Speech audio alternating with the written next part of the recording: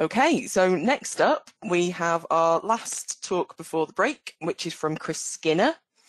Chris is a research fellow at the University of Hull, and he specialises in numerical modelling in his research life, but he's also leads the SeriousGeoGames Lab, so he is right there at the forefront of combining research and games. So off you go, Chris.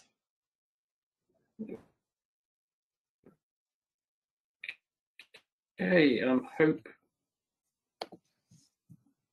So I'm just trying to figure out how to share screen. It's all right, we can see your screen now, thank you. I can't. Yeah, I'm just trying to get it into the presenter mode, but I can't get to the button because everything's in the way. Can I move? Oh, there we go.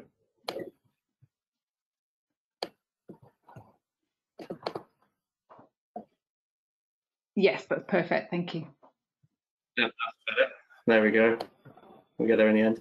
So I'm Chris Skinner. I'm a research fellow at the Energy and Environment Institute at the University of Hull. As Emma said, I specialise in numerical modelling between the links of geomorphology and flood risk. But I also have kind of side projects in public engagement, particularly using games and game-based technologies like virtual reality and video game technology. So I'm going to talk today about some of the digital engagement tools that we've been using online, particularly through immersive storytelling using 360 animations and real flood testimonies to try and engage new communities online, which is becoming really more important.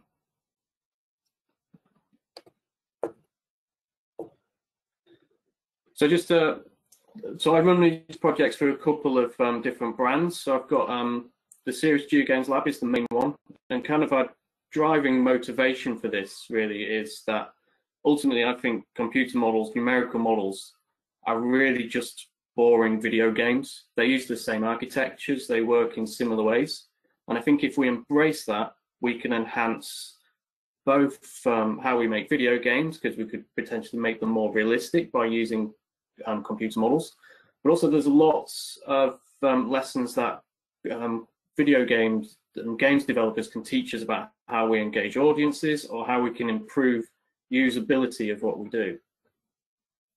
I also do a lot of my numerical modeling in this, so we do a lot of kind of flood risk analysis using our models. And probably of interest to this group, I'm currently working on a natural flood management toolkit to put into the Caesar-Liz flood model to look at how things like leaky dams interact with sediment processes and change rivers over time, and how that changes the efficacy of the flood risk management of those in both of those structures. So do look out for that. It'll be coming out soon, and follow my student Josh Woolston who's working on this. We also have the Earth Arcade, which is kind of our immersive space, our exhibit space that we take out to festivals and events to run our activities, and we try and incorporate all sorts of different ideas from media and communication, things, scenographic ideas, anything which might help us engage an audience. Generally, what we do is we take virtual reality activities and show people these activities. That seems so alien now, this idea of taking a VR headset and moving it from one person to the next all day. I think it's going to be a long time before we're allowed to do that sort of activity again. So our flagship activity has been one called Flash Flood. I'm not going to go into it in detail here, but if you want to find out more, then do go to my Geoscience communication paper, which was published earlier this year. So this was a VR environment built using real data from a river valley, and this river valley changed within a space of about 6 hours during a flood completely. And we had scans before and after that event. So we used those to create the environment so we can show people what it was like before the flood and what it looked like after the flood, and then a kind of a visual representation of what we think that flood might have looked like if you're in the valley at the time. And we evaluated this. Basically, we came up with an assumption that if people enjoyed the activity and people wanted to find out more because of it, then we'll say the activity was a success. And we evaluated it on that premise, and it did work like that. But we also wanted to signpost people to further information on our website or the video versions that we had on YouTube. And we didn't find any evidence that people were doing that from the events. So we didn't get really any increase in activity to our website or to our online materials from events. However, we did see that those 360 videos we had on YouTube were picking up a lot of views from somewhere. And that was from suggested videos from the YouTube algorithm, linking it in with other 360 videos about disasters like earthquakes and tornadoes. So with our next activity, Inundation Street, I wanted to try and tap into that new online audience by creating a 360 video, which would then get picked up in that algorithm, and it would show people. It shows people some steps that they can take to act on flood resilience.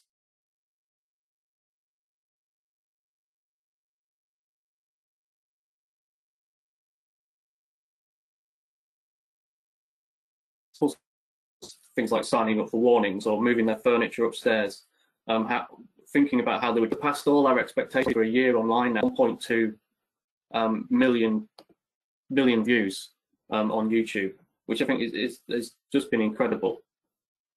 But we don't have that two-way dialogue with this, so we don't really know how people are interacting with this.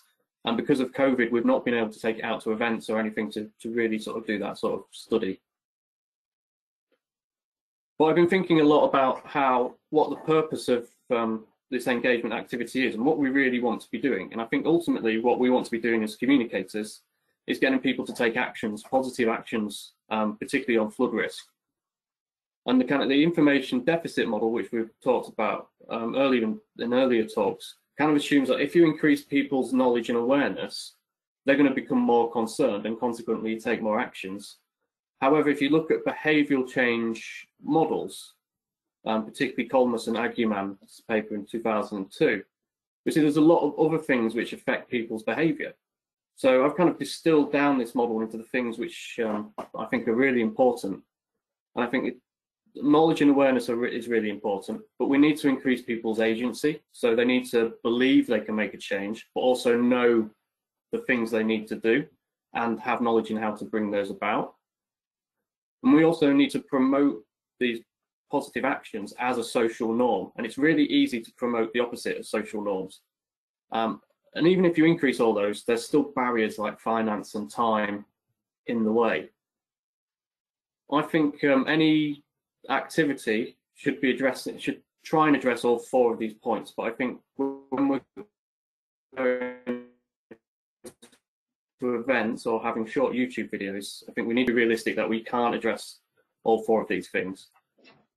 But I think it's beneficial to that final goal if we can address one of these without having a negative impact on the others. And if I'm going to be really critical of our flash flood activity, I think it's shown it's really good at raising that knowledge and awareness, but it hasn't, I think, because we don't tell people solutions or model any behaviours, it's probably really having a negative effect on the agency. So if I was to do it again, I would redesign how we do that. Chris, so going forward, what I really wanted... Sorry, just in 1 minute, thank you. So, okay, I'll go through really quickly then. So what we wanted to do was try and create new activities which would address all four of these points, or as many as we can. So we started working on Help Callum. I was approached by social scientists at Lancaster University, in particular Maggie Mort's team, and the Environment Agency, and we started producing Help Callum.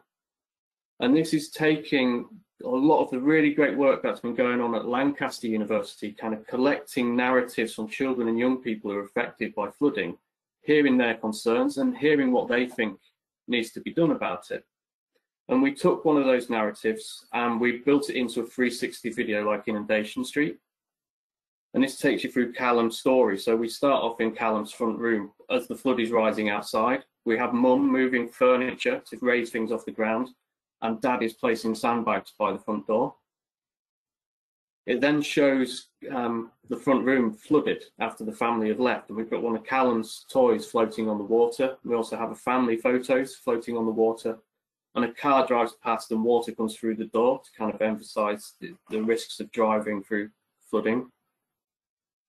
And then Callum moves into Grandma's house, where he's in a small room and he's surrounded by all the family's belongings, and this makes him feel claustrophobic and scared. So we represented this by a box monster, which kind of looms over you in this video. But then Callum eventually moves back into his refurbished flat, and he can find all his old toys and go down memory lane as he describes it.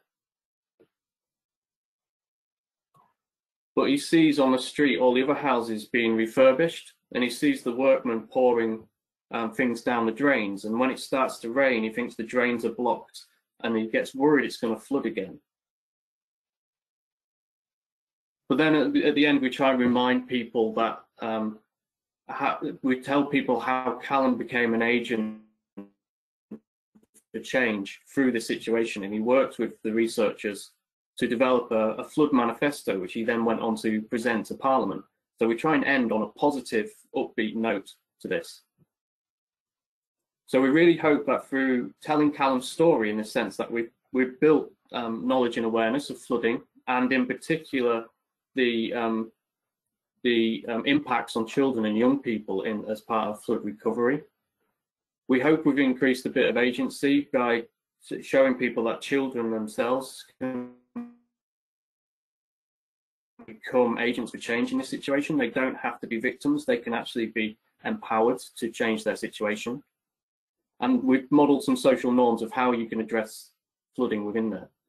But we don't really have a way of addressing those barriers, I don't think, within this video. So the next step we've got for this is we're going to have a virtual exhibit on the Flood Hub website in February, which is be launched at Flood and Coast next year. And then we'll be working on evaluating this activity and also producing new narratives. So we're hoping to produce Help Sally early next year for this as well. So I'll just end there some links if you want to find more information on this.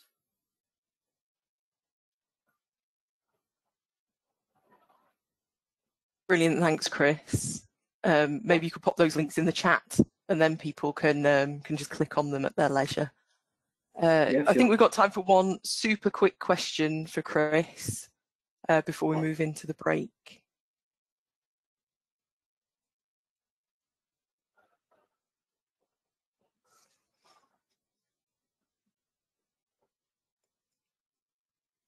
I guess I've got one for you, Chris.